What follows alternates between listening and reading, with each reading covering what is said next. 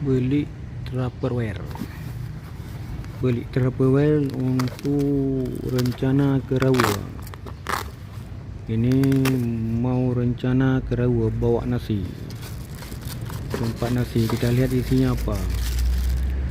Ini sendok sama garpu ini. Di dalamnya ada sendok tuh, di belakang sendok, kemudian di depannya garpu.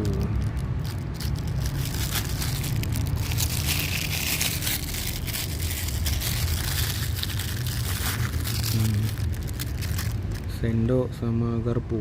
Ini sendok sama garpu. Isi di dalam apa nih? Tupperware.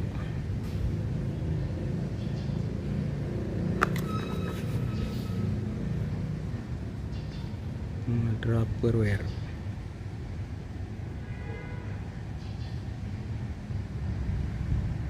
1 liter.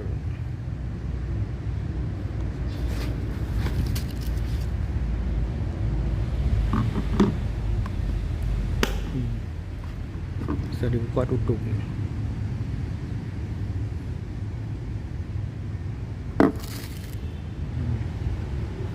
Bisa dibuka, bisa ditutup.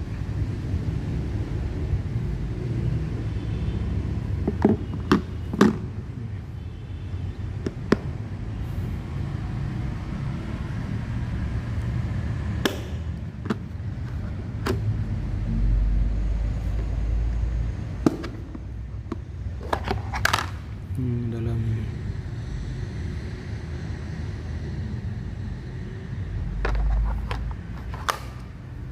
Dalamnya ada 3 kotak nasi, kotak kuah, kotak ikan. Ini nasi yang besar, ini nasi. Ini yang 2, salah satu kotak kuah dan kotak ikan.